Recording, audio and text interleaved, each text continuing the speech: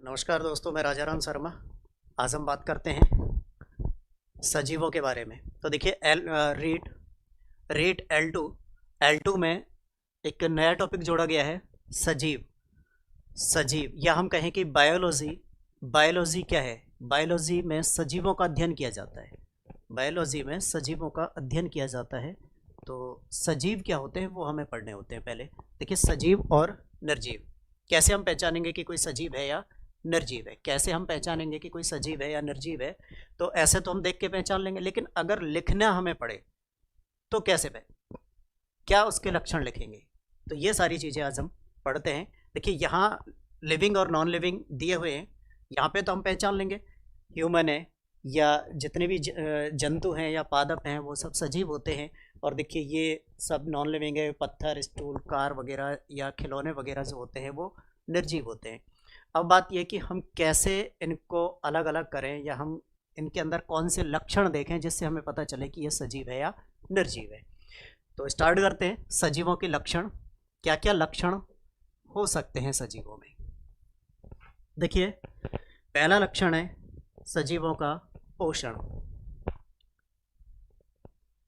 पोषण सजीवों का पहला लक्षण है। उसके बाद है पाचन, श्वसन, उत्सर्जन,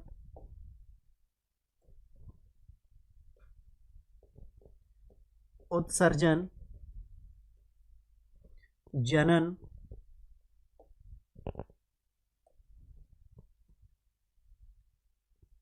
जनन और गमन।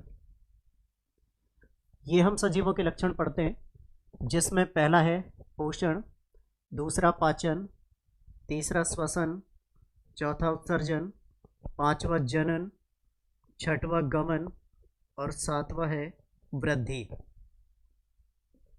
वृद्धि, ये सारे लक्षण हम पढ़ रहे हैं। किसके अंदर पढ़ेंगे हम? सजीवों के लक्षणों में। अगर ये 7 लक्षण हैं तो वो सजीव है, नहीं तो निर्जीव। अगर इसके अंदर ये 7 लक्षण है किसी भी सजीव के अंदर तो उसे हम या किसी भी निर्जीव के अंदर तो ये मिलेंगे ही नहीं। तो सजीव या निर्जीव में हम लक्षण इनके आधार पर हम सजीव और निर्जीवों को पढ़ सकते हैं। तो आइए स्टार्ट करते हैं। पहला है पोषण। देखिए, प्रत्येक सजीव को कुछ न कुछ खाने पीने की आवश्यकता होती है। प्रत्येक सजीव को कुछ न कुछ खाने पीने की आवश्यकता होती है।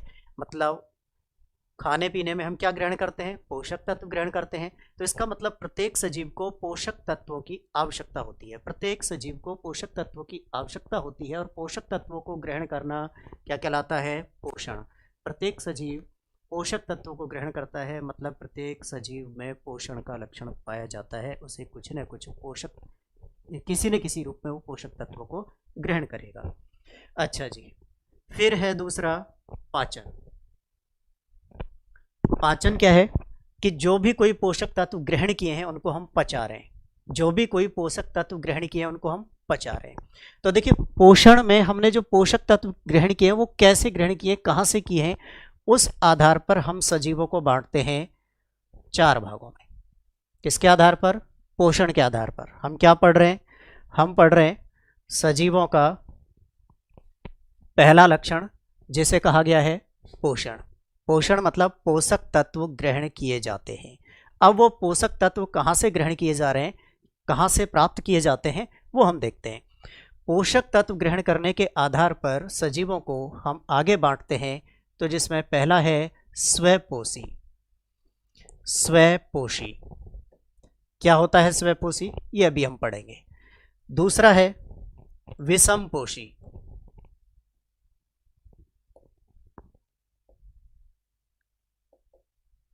दूसरा है विषमपोषी।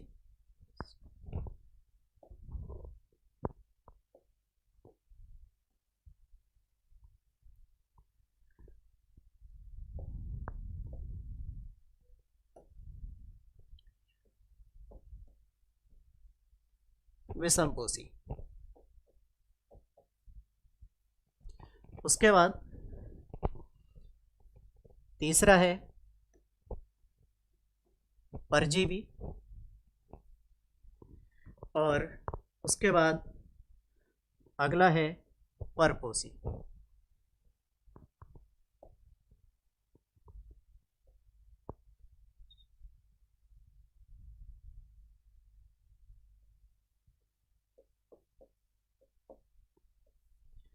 ठीक है, तो देखिए सजीवों को पोषण के आधार पर हमने 4 भागों में बांटा है। कौन कौन से? स्वपोषी, विषमपोषी, परजीवी और परपोषी। क्या अंतर है इनमें? स्वपोषी, स्वपोषी किसको कहेंगे? ऐसे सजीव जो अपना भोजन स्वयं बनाते हैं। ऐसे सजीव जो अपना भोजन स्वयं बनाते हैं, उन सजीवों को क्या कहेंगे हम? उन सजीवों को कहते हैं हम स्वपोषी। क्या कहेंगे भाई? स्वपोषी। अब अपना भोजन कैसे बनाते हैं? आप ये नहीं समझें कि हम घर पे अपना खाना हम स्वयं बना रहे हैं तो इसका मतलब हम स्वपोषी हो गए, ऐसा नहीं है। हम तो अपने टेस्ट के अकॉर्डिंग चेंज करते हैं, हम अपने टेस्ट के अकॉर्डिंग चेंज करते हैं, तो इसका मतलब ये स्वपोषी नहीं है। स्वपोषी उनको कहेंगे जो प्रकाश संश्लेषण द्वारा अपना भोजन स्वयं बनाते हैं। प्रकाश संश्लेषण द्वारा अपना भोजन स्वयं बनाते हैं, उन्हें हम कहते हैं स्वपोषी। गुड। कैसे? प्रकाश संश्लेषण द्वारा। ठीक है, अब प्रकाश संश्लेषण द्वारा अपना भोजन स्वयं बना रहे हैं, तो भैया बात यह आती है कि एक पौधे होते हैं घटपर्णी। घटपर्णी जिनको हम बोल देते हैं कीट भक्षी। कीट भक्षी जो पादप होते हैं वो कीटों का भक्षण करते हैं। कीट भक्षी पादप कीटों का भक्षण करते हैं। क्या कीट भक्षी पादपों को हम स्वपोषी की श्रेणी में नहीं रखेंगे? ये आपको दिखाई दे रहा है, घटपर्णी पादप है। इसके अंदर यहाँ ये जो पार्ट है घटपर्णी पादप का, ये घड़े के समान होता है, इसलिए इसको हम घटपर्णी कह देते हैं। इसके ऊपरी भाग पे जैसे ही कीट पहुँचते हैं यहाँ पे, और ये जैसे ही कीट यहाँ पे पहुँचते हैं, ये कीटों को अंदर ले लेता है, जैसा कि इसमें आप क्लियर देख पा रहे हैं। इसके अंदर यहाँ पे ये हल्के रोम होते हैं और यहाँ पे कीट आकर के फंस जाते हैं, और ये कीटों को अंदर लेकर के उनमें से जो पोषक तत्व होते हैं उन्हें ग्रहण कर लेते हैं। अब ये प्रश्न पूछा भी गया है कि कीटभक्षी पौधे किस पोषक तत्व की पूर्ति के लिए कीटों का भक्षण करते हैं? तो मैं आपको बता दूं, ये कीटभक्षी पादप मिलते हैं दलदल वाले क्षेत्रों में। जहाँ पे दलदल अधिक होती है वहाँ पर कीटभक्षी पादप पाए जाते हैं। दलदल वाली मिट्टी में नाइट्रोजन और ऑक्सीजन की कमी होती है। इन की पूर्ति के लिए, अब इनकी पूर्ति कहाँ से करेंगे हम? तो इसके लिए क्या करते हैं, इन पादपों में विशेष संरचनाएं निकल आती हैं। तो ये नाइट्रोजन की पूर्ति के लिए कीटभक्षी पौधे कीटों का भक्षण करते हैं। और आगे और पढ़ेंगे हम, जिसमें न्यू वेटाफोर जड़ें निकलती हैं, वो भी ऑक्सीजन की पूर्ति के लिए श्वसन के लिए वहाँ पे निकलती हैं। तो इस तरीके से कीटभक्षी पादप, हमारा ये क्वेश्चन था कि कीटभक्षी पादपों को क्या हम स्वपोषी की श्रेणी में रखेंगे? क्योंकि स्वपोषी किसको कहते हैं? जो प्रकाश संश्लेषण द्वारा अपना भोजन स्वयं बनाते हैं। तो देखिए प्रकाश संश्लेषण तो इसके अंदर होगा, केवल नाइट्रोजन की पूर्ति के लिए दूसरे कीटों का भक्षण करते हैं, इसलिए कीटभक्षी पादप भी कौन सी श्रेणी में आएंगे? स्वपोषी की श्रेणी में। कीटभक्षी पादप भी स्वपोषी की श्रेणी में आएंगे। तो इसका मतलब पोषण में स्वपोषी हम पढ़ चुके हैं, और स्वपोषी का मतलब है, स्वपोषी का मतलब जो प्रकाश संश्लेषण द्वारा अपना भोजन स्वयं बनाते हैं उनको स्वपोषी कहते हैं, जिसमें कीटभक्षी पादप भी स्वपोषी की श्रेणी में आते हैं। दूसरा है विषमपोषी। विषमपोषी किसे कहेंगे हम? ऐसे सजीव जो अपना भोजन दूसरे सजीवों से प्राप्त करते हैं। ऐसे सजीव जो अपने पोषण के लिए दूसरे सजीवों पर निर्भर रहते हैं, उनको हम क्या बोलेंगे? विषमपोषी। ऐसे सजीव जो अपने पोषण के लिए दूसरे सजीवों पर निर्भर हों, उसे हम क्या बोलेंगे? विषमपोषी। क्लियर है? अब विषमपोषी के भी आगे प्रकार होते हैं। देखिए कौन कौन से प्रकार मिलेंगे विषमपोषी के? विषमपोषी के प्रकार मिलेंगे आपके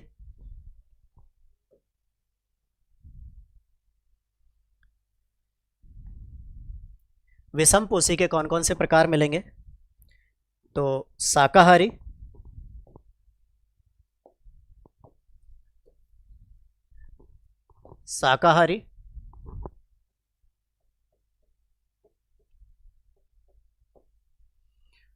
दूसरा है मांसाहारी,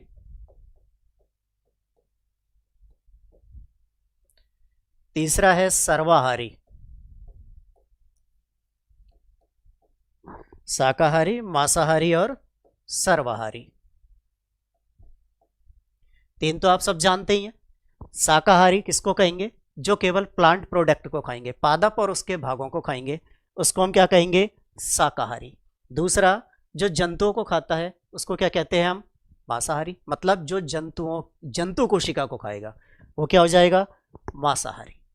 और उसके बाद आता है सर्वाहारी, जिनमें दोनों के लक्षण होते हैं, शाकाहारी के और मांसाहारी के, उनको हम क्या कहेंगे? सर्वाहारी।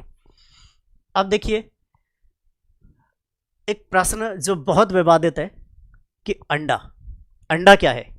आप लोग बताइए क्या है? शाकाहारी है या मांसाहारी है? शाकाहारी है या मांसाहारी है? तो यहाँ बड़ी इंटरेस्टिंग बात यह आ जाती है कि जो लोग शाकाहारी हैं वो तो बोल देते हैं कि साहब अंडा मांसाहारी है, और जो मांसाहारी है वो बोल देते हैं कि साहब अंडा शाकाहारी है। मतलब जो अंडा खा रहे हैं वो बोल देते हैं क्या? कि साहब अंडा शाकाहारी है। जो नहीं खाते हैं वो बोल देते हैं साहब मांसाहारी है। और कई लोग तो यहाँ तक प्रमाण दे देते हैं कि साहब ये तो साइंस ने भी कह दिया है कि अंडा शाकाहारी है। लेकिन हम कैसे माने? साइंस तो प्रमाण मांगती है। तो आज हम इसको क्लियर कर लेते हैं कि अंडा शाकाहारी है मांसाहारी है। कैसे करेंगे? मांसाहारी, मांसाहारी मतलब जिसमें एनिमल सेल हो, जिसमें क्या हो? जंतु कोशिका हो, ऐसे भोजन को हम मांसाहारी कहेंगे। जिसमें प्लांट सेल हो, पादप कोशिका हो, ऐसे भोजन को हम क्या कहेंगे? शाकाहारी कहेंगे। अब अंडा आता कहां से? अंडा आता है मुर्गी से। अंडा आता है मुर्गी से। मुर्गी से आता है मतलब वो कोशिका कैसी हो गई? जंतु कोशिका। इसका मतलब जंतु कोशिका है तो अंडा किस में आएगा?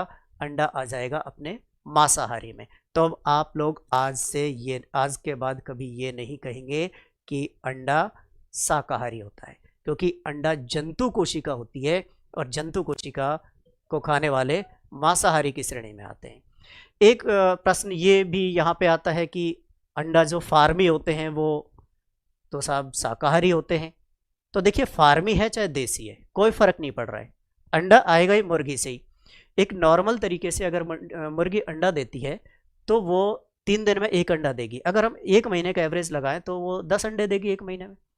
और जो फार्मी अंडे होते हैं उनको क्या किया जाता है? मुर्गियों को फूड सप्लीमेंट खिलाया जाता है, और वो फूड सप्लीमेंट इस तरीके से खिलाते हैं जिससे कि वो मुर्गी डेली अंडा दे। मतलब एक मुर्गी 1 महीने में 30 अंडे देगी। तो जो अंडा 3 दिन में परिपक्व हो रहा है वो डेली परिपक्व हो, 1 दिन में ही परिपक्व हो जाएगा। इसका मतलब उस अंडे के अंदर पोषक तत्वों की कमी हो जाती है और उसके अंदर भ्रूण का या हम कहें कि चूजे का परिवर्धन नहीं होता है। उसे कितने भी दिन रख लो, लेकिन वो है जंतु कोशिका ही। तो आप अंडा को आज से क्या मानेंगे? मांसाहारी। ये विवाद यहाँ पर समाप्त होता है। ठीक है। तो शाकाहारी जो प्लांट सेल को खा रहे हैं, पादप या उसके भागों को खाते। मांसाहारी जो क्या कर रहे हैं? जो किसको खा रहे हैं? जंतु कोशिका। और सर्वाहारी, सर्वाहारी कौन होगा? सर्वाहारी वो होगा जो पादप और जंतु दोनों प्रकार की कोशिकाओं को ग्रहण करेगा, वो क्या होगा? सर्वाहारी। मानव कैसा है? मानव सर्वाहारी है। आप ये नहीं कह सकते कि मानव के साहब हम तो मांस खाते नहीं है, हम कैसे मांसाहारी हो गए? नहीं है। हम ये कह सकते हैं और हम ये मानते हैं कि भाई प्रकृति ने सबको एक जैसा बनाया है, मांस खाने वाले भी एक जैसे हैं और जो शाकाहारी हैं वो भी एक जैसे हैं। मतलब हम मांस खा सकते हैं। इसका मतलब मानव किस श्रेणी में आएगा? सर्वाहारी की श्रेणी में। इसी में एक और आता है जिसको बोलते हैं मृतजीवी। मृतजीवी, मृतजीवी किसको कहते हैं? मृतजीवी ऐसे सजीव जो सड़े गले, ऐसे सजीव जो सड़े गले जीवाश्मों को भोजन के रूप में ग्रहण करते हैं, उन्हें हम बोलते हैं मृतजीवी। और मृतजीवी का परफेक्ट एग्जाम्पल जो आता है वो है आपके मशरूम। मशरूम, या फिर आप लोगों ने देखा होगा कि जो आप लोगों ने देखा होगा ये बारिश में लकड़ियां फूल जाती हैं और उनके ऊपर कुछ इस तरीके की चीजें उगाती हैं, इनको हम बोल देते हैं छत्रक। ये है छत्रक जो बारिश में लकड़ियां फूलने के बाद उनके ऊपर उगता है। मतलब ऐसे सजीव जो सड़े गले मृत जीवाश्मों से अपना भोजन प्राप्त करते हैं, उन्हें क्या कहा गया है? उन्हें कहा गया है मृतजीवी। क्या कहा गया है? मृतजीवी। ठीक है, तो मृतजीवी भी विषमपोषी की श्रेणी में आते हैं, और ये जिसमें मशरूम परफेक्ट है, एग्जाम्पल है, कई बार पेपरों में पूछा गया है कि मृतजीवी का उदाहरण है। तो मृतजीवी का उदाहरण मशरूम, छत्रक, और ये इस तरीके के जो कवक होते हैं वो मृतजीवी में आते हैं। आपने देखा होगा बारिश के टाइम पे लकड़ियों के ऊपर जो सांप की छतरी जिसको हम बोलते हैं वो उगाती है, तो वो क्या एक छत्रक है जो मशरूम का ही भाई बंद है। ठीक है, तो ये क्या है? मृतजीवी। अच्छा जी, उसके बाद में मृतजीवी हो गया। मृतजीवी के बाद एक आता है रुधिरपोषी। रुधिरपोषी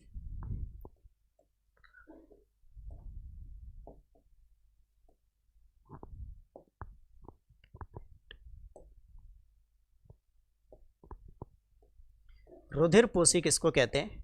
ऐसे सजीव जो पोषक तत्व के रूप में किसका ग्रहण कर रहे हैं? रुधिर को। ऐसे सजीव जो पोषक तत्व के रूप में रुधिर को ग्रहण करते हैं उन्हें हम क्या कहेंगे? रुधिरपोषी। रुधिर मतलब खून पीते हैं, ऐसे जंतुओं को रुधिरपोषी कहते हैं।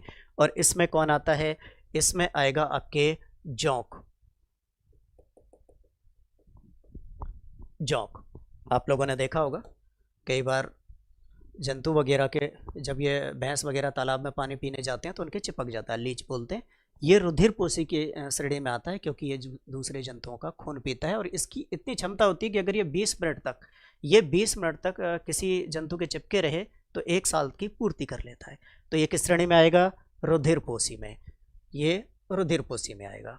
ठीक है, तो ये हम पढ़ रहे हैं, क्या पढ़ रहे हैं हम? सजीवों के लक्षण। सजीवों के लक्षण में हमने क्या पढ़ा? सजीवों के लक्षण में हमके ये 7 लक्षण हैं, और इन लक्षणों में पहला पोषण, दूसरा पाचन। तो पोषण हम पढ़ रहे हैं। पोषण, सजीव जो पोषक तत्व ग्रहण कर रहे हैं उसको पोषण कहा जाता है। स्वपोषी सजीव उनको कहते हैं जो अपना भोजन प्रकाश संश्लेषण किससे ग्रहण करते हैं। उसके बाद विषमपोषी जो दूसरे सजीवों पर निर्भर होते हैं, और विषमपोषी सजीव के ये प्रकार हैं जिसमें आते हैं आपके शाकाहारी, मांसाहारी, सर्वाहारी। शाकाहारी हम जानते हैं जो प्लांट सेल को खाएगा, मांसाहारी जो एनिमल सेल को खाएगा, और उसके बाद में है सर्वाहारी। सर्वाहारी किसको कहेंगे? जो प्लांट और एनिमल दोनों सेल को खाता है। मृतजीवी जो सड़े गले जीवाश्मों से अपना भोजन प्राप्त करते हैं, और रुधिरपोषी किसको कहते हैं? ऐसे सजीव जो दूसरे सजीवों का खून पीते हैं पोषक तत्व के रूप में। क्लियर हुआ? तो ये हम विषमपोषी के प्रकार पढ़ चुके हैं। उसके बाद देखिए आता है अपने परजीवी। परजीवी किसे कहेंगे? ऐसे सजीव जो अपना पोषण किसी दूसरे सजीव पर रहकर प्राप्त करते हैं। ऐसे सजीव जो अपना पोषण किसी दूसरे सजीव पर रहकर प्राप्त करते हैं उन्हें हम क्या कहेंगे? उन्हें हम कहेंगे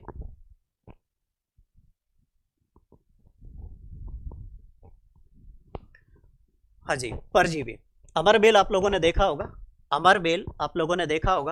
अमरबेल परजीवी होता है, मतलब किसी दूसरे सजीव पर रहकर पोषक तत्व ग्रहण करता है। अगर इसे हम उठा करके सूखी लकड़ियों पर डाल दें तो ये भी मृत हो जाएगा। ठीक है, तो ऐसे सजीव जो किसी दूसरे सजीव के ऊपर रह करके पोषक तत्व ग्रहण करते हैं उन्हें हम क्या कहेंगे? उन्हें हम कहेंगे मृतजीवी। इसमें आपको एक और एग्जाम्पल दिखा देते हैं, बढ़िया।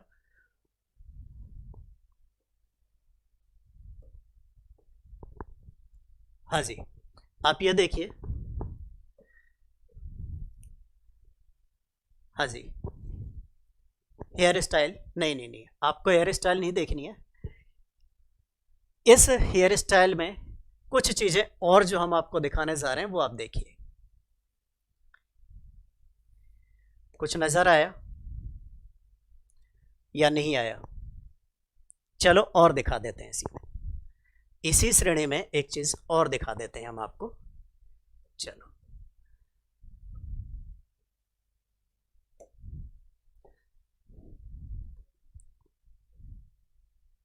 इस हेयर स्टाइल में आप ये तो पहचान ही रहे होंगे, क्या है ये, बहुत सारे लोगों के शायद आपके मिल भी जाएगी। क्या है ये? जुआ।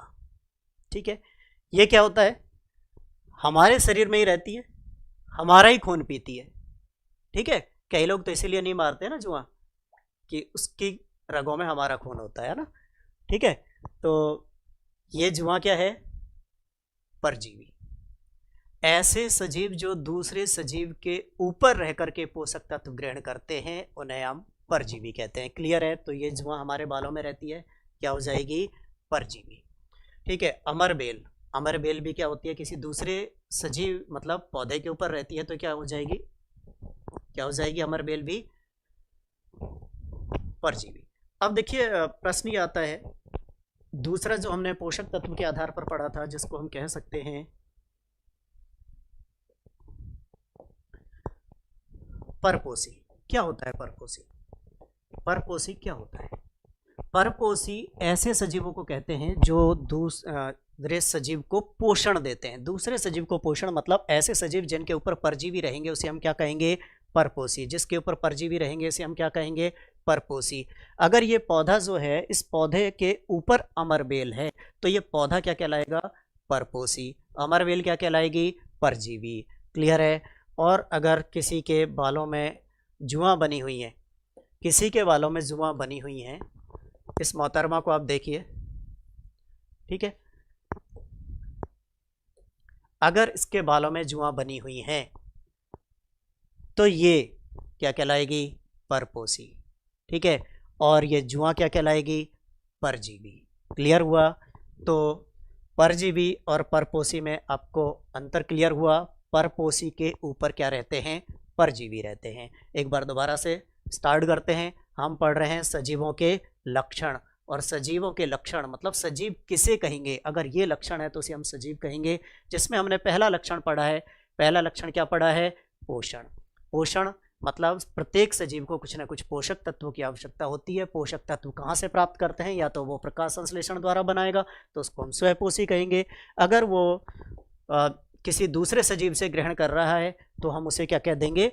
विषमपोषी। अब दूसरे सजीव से ग्रहण कर रहा है तो अगर वो शाकाहारी या तो प्लांट सेल खा रहा है तो शाकाहारी, एनिमल सेल खा रहा है तो मांसाहारी, दोनों के प्रकार हैं, दोनों को खा रहा है तो उसको हम बोल देते हैं सर्वाहारी। और इसके अलावा आता है मृतजीवी। अगर सड़े गले जीवाश्मों से अपना पोषक तत्व ग्रहण कर रहा है तो मृतजीवी, और खून पी रहा है तो रुधिरपोषी। उसके बाद में आता है परजीवी, जो हम आपको बता चुके हैं कि अगर किसी दूसरे सजीव पर रहकर के पोषक तत्व ग्रहण कर रहा है तो उसे हम परजीवी, और जिस सजीव पर रहता है उसे हम परपोषी। अगला प्रश्न है, अगला अपने जो लक्षण है वो है पाचन। पाचन किसे कहेंगे? पाचन किसे कहेंगे? देखिए, ऐसे सजीव, जो हम पोषक तत्व ग्रहण करते हैं वो जटिल अवस्था में होते हैं। जो पोषक तत्व जो हम ग्रहण करते हैं वो जटिल अवस्था में होते हैं, और जटिल पोषक तत्वों को सरल पोषक तत्वों में बदलना, जटिल पोषक तत्वों को सरल पोषक तत्वों में बदलना क्या कहलाता है? पाचन। जटिल पोषक तत्वों को सरल पोषक तत्वों में बदलना पाचन कहलाता है। ठीक है, अभी आप ये नहीं समझेंगे कि हम खा रहे हैं भोजन का पचाना, नहीं, भोजन का पचाना हम साइंस में प्रॉपर पढ़ेंगे। ठीक है, रीट L2 विशेष ध्यान दें। ठीक है, हम प्रॉपर पढ़ेंगे इसमें कि पाचन का मतलब क्या होता है? जटिल पोषक तत्वों को सरल पोषक तत्व में बदलना। जैसे कि हम स्टार्च खाते हैं, स्टार्च क्या होता है? गेहूं, आलू, चावल, इन सब के अंदर कार्बोहाइड्रेट स्टार्च के रूप में रहता है, जो कि एक कॉम्प्लेक्स कंपाउंड है, जटिल यौगिक है। जब उसे डाइजेस्ट करते हैं तो किस में बदल देते हैं? ग्लूकोज में। आगे पाचन में पढ़ेंगे, ग्लूकोज में परिवर्तित कर देते हैं। तो पाचन का मतलब है जटिल पोषक तत्व का सरल पोषक तत्व में बदलना। उसके बाद है श्वसन। श्वसन में क्या होता है? देखिए, जो भी हमने जटिल पोषक तत्व लिया है, जैसे हमने कार्बोहाइड्रेट को डाइजेस्ट करके ग्लूकोज में कन्वर्ट कर दिया, ग्लूकोज सरल कार्बोहाइड्रेट है, स्टार्च जटिल कार्बोहाइड्रेट है, तो हमने किस में बदल दिया उसको? हमने कार्बोहाइड्रेट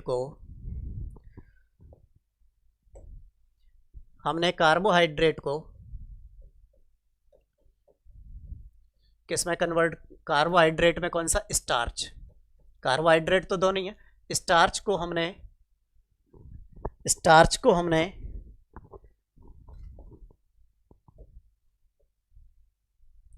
किस में बदला? ग्लूकोज में। स्टार्च को हमने ग्लूकोज में बदल दिया है। तो देखिए स्टार्च जटिल कार्बोहाइड्रेट है और ग्लूकोज क्या है, सरल कार्बोहाइड्रेट है। इसको हमने क्या कह दिया, पाचन। अब होता क्या है, ग्लूकोज को आगे माइटोकॉन्ड्रिया में, ग्लूकोज को आगे माइटोकॉन्ड्रिया में और ऑक्सीजन की उपस्थिति में किस में बदला जाता है, ऑक्सीजन की उपस्थिति में किस में बदला जाता है, एटीपी के रूप में ऊर्जा में बदला जाता है। यह है श्वसन। तो श्वसन का मतलब क्या हो गया, सरल पोषक तत्व को ऑक्सीजन के द्वारा ऊर्जा में परिवर्तन श्वसन कहलाता है। हम सीधे कह सकते हैं कि श्वसन से हमें ऊर्जा प्राप्त होती है। नेक्स्ट देखिए उत्सर्जन। उत्सर्जन क्या है, देखिए इनको हम अलग अलग तंत्रों के रूप में पढ़ेंगे, तब ज़्यादा डिटेल से पढ़ेंगे, ठीक है। तो अगला क्या है, उत्सर्जन। हमारे शरीर में बहुत सारे उत्सर्जी पदार्थ मतलब हानिकारक पदार्थ बनते हैं। जितनी भी मेटाबॉलिज्म एक्टिविटीज़ होती हैं, उन मेटाबॉलिज्म एक्टिविटीज़ में कुछ प्रोडक्ट जो बनते हैं वो लाभदायक होते हैं, उनको हम काम में ले लेते हैं। कुछ हानिकारक होते हैं, जो हानिकारक होते हैं उनको हम उत्सर्जी पदार्थ कहते हैं, और मोस्टली वो नाइट्रोजन के यौगिक होते हैं। तो उत्सर्जी पदार्थों को बाहर निकालना क्या कहलाता है, उत्सर्जन मतलब एक्सक्रिएशन। अगला है रिप्रोडक्शन मतलब जनन। तो प्रत्येक सजीव अपने ही समान नए सजीव का निर्माण करता है जिससे कि उसकी प्रजाति बनी रहे, उसे हम कहते हैं जनन। तो जनन किसे कह रहे हैं, प्रत्येक सजीव अपने ही समान नए सजीव का निर्माण करता है जिससे कि उसकी प्रजाति बनी रहे, उसे हम क्या कहेंगे, जनन। ठीक है, प्रत्येक सजीव अपने ही समान नए सजीव का निर्माण कर रहा है, उसे हमने क्या कह दिया, जनन।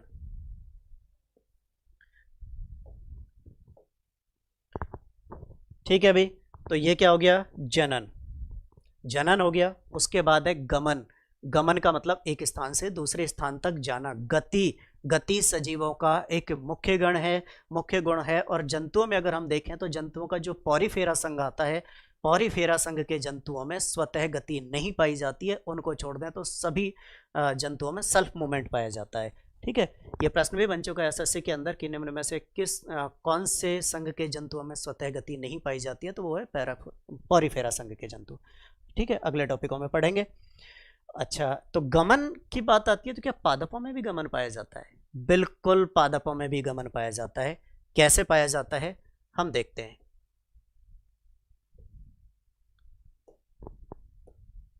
हाँ जी, देखिए पादपों में भी गमन पाया जाता है। यहां पे आप देख पा रहे हैं कि नेगेटिव ये ग्रेविटी फोर्स के अकॉर्डिंग है। वैसे यहाँ पे जो जनन है वो दो प्रकार का होता है पादपों में। पादपों में जनन दो प्रकार का होता है, और वो दो प्रकार कौन कौन से हैं, एक तो होता है अनुचलन।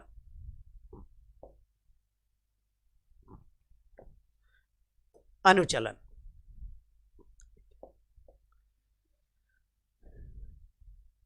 अनुचलन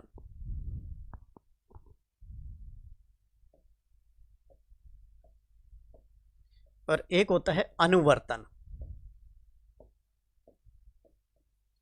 दो प्रकार का होता है, एक तो होता है अनुचलन, दूसरा होता है अनुवर्तन। अनुचलन जो पाया जाता है वो निम्न श्रेणी के जो पौधे होते हैं जो पानी के अंदर मिलते हैं उनके अंदर पाया जाता है, और अनुवर्तन जो है वो हमारे यहाँ के पौधों में भी पाया जाता है। आप देखते हैं कि ये जो जड़ें होती हैं वो गुरुत्वानुवर्ती होती हैं, गुरुत्वानुवर्तन गति पाई जाती है। ये प्रकाश अनुवर्ती होता है तना, तो इसमें पाई जाती है। अब ये पॉजिटिव और नेगेटिव होता है, जैसे ये पॉजिटिव मतलब धनात्मक गुरुत्वानुवर्ती होती हैं जड़ें, और तना कैसा होता है, तना होता है धनात्मक प्रकाश अनुवर्ती, प्रकाश की दिशा में गति कर रहा है। ये प्रकाश के विपरीत दिशा में है, अगर प्रकाश अनुवर्तन आएगा तो इस तरीके से आ जाएगा। इसको थोड़ा सा हम पढ़ लेते हैं कैसे कैसे होती है, देखिए।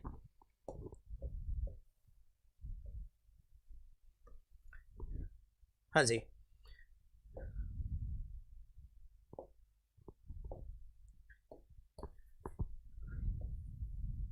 ठीक है।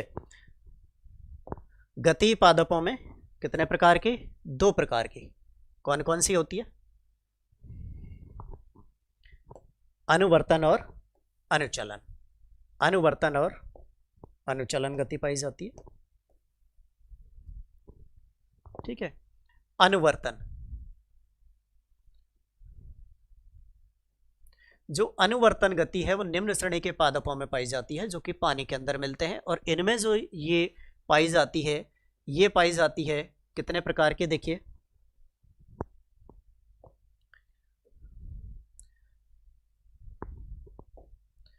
कौन कौन सी पाई जाती है, ताप अनुचलन कौन कौन सी मिलेगी?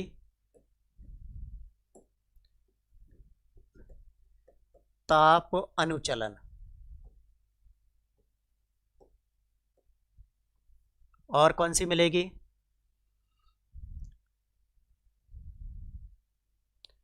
प्रकाश अनुचलन, प्रकाश अनुचलन, ताप अनुचलन और प्रकाश अनुचलन। मतलब समुद्र के अंदर मिलने वाले जो सूक्ष्म पौधे हैं वो या तो ताप के प्रति या प्रकाश के प्रति या फिर रसायनों के प्रति संवेदी होते हैं, तो इसको हम कह सकते हैं रसायन अनुचलन, रसायन अनुचलन। पहली गति हम पढ़ रहे हैं कौन सी?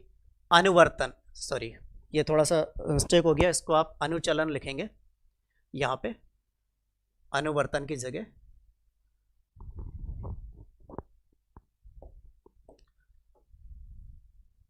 ठीक है, हाँ जी, यहाँ ये अनुचलन पहली गति है। अनुचलन जो कितने प्रकार के हैं? ताप अनुचलन, प्रकाश अनुचलन और रसायन अनुचलन।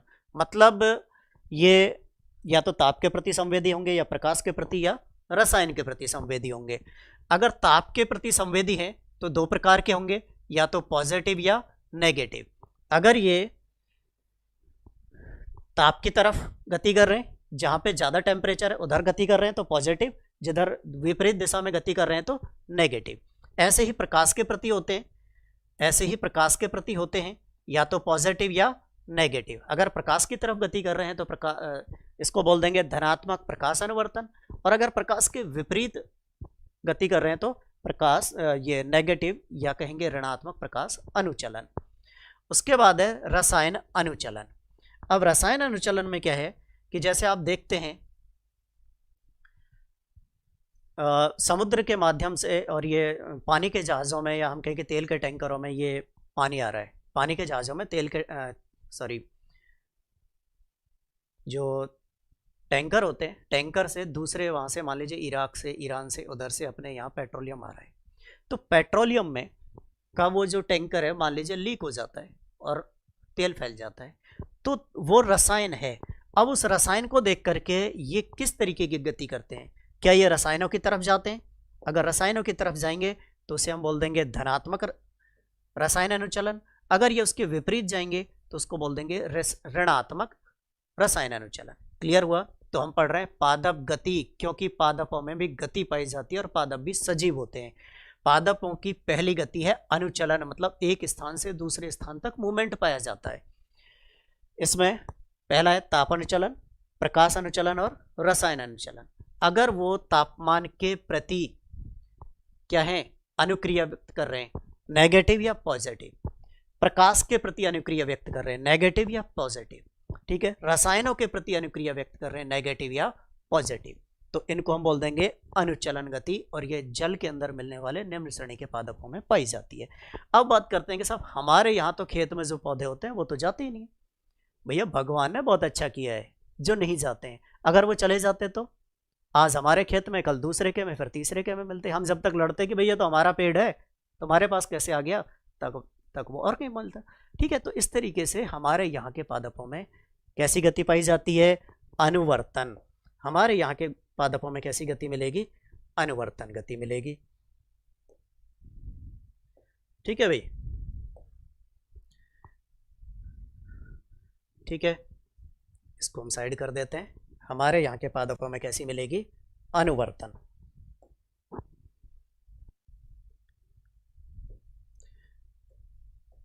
अनुवर्तन को हम एक तरीके की झुकाव गति भी कह सकते हैं। अनुवर्तन को हम एक तरीके की क्या कह सकते हैं? झुकाव गति। ठीक है, झुकाव गति भी कह सकते हैं। और झुकाव गति भी कितने प्रकार की? झुकाव गति भी वही यहाँ पे मिलेगी आपको 3 प्रकार की। अब 3 प्रकार की कौन कौन सी है देखिए। एक तो है गुरुत्व अनुवर्तन, गुरुत्व अनुवर्तन, प्रकाश अनुवर्तन और जलानुवर्तन। ठीक है, या तो गुरुत्वाकर्षण को के पॉजिटिव या नेगेटिव, यहां पे भी वही होगा, यहां पे भी आपको वही मिलेगा, पॉजिटिव या नेगेटिव, पॉजिटिव या नेगेटिव।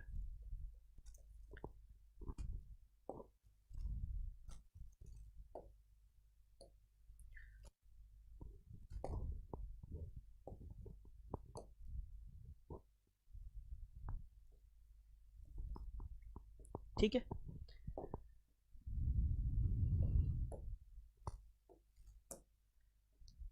देखिए अगर गुरुत्वाकर्षण की दिशा में गति कर रहे हैं, अब हम इसकी तरफ देखते हैं थोड़ा सा। यहां देखिए आप, ये जड़ें किधर, गुरुत्वाकर्षण की तरफ, तो गुरुत्वाकर्षण की तरफ गति कर रही हैं, तो कौन सा अनुवर्तन आएगा, कौन सा अनुवर्तन आएगा भाई, इसको हम बोलेंगे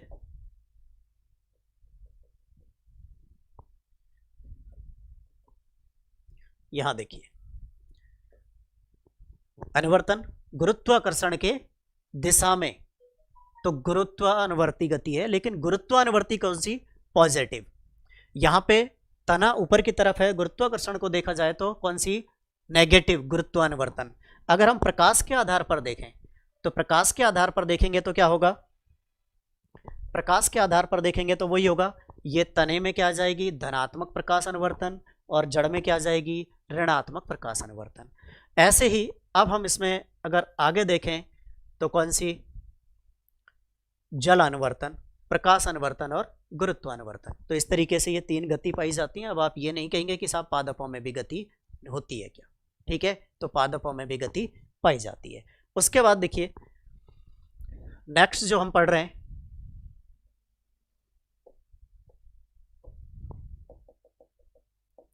ठीक है, हमने क्या पढ़ा, पोषण, जीवों को पोषक तत्वों की आवश्यकता होती है, उन पोषक तत्वों को जटिल से सरल में बदलते हैं पाचन, सरल पोषक तत्वों को ऑक्सीजन के द्वारा ऊर्जा प्राप्त की जाती है श्वसन, और फिर बहुत सारी उपापचय क्रियाओं में उत्सर्जी पदार्थ बनते हैं, उन्हें बाहर निकालना उत्सर्जन।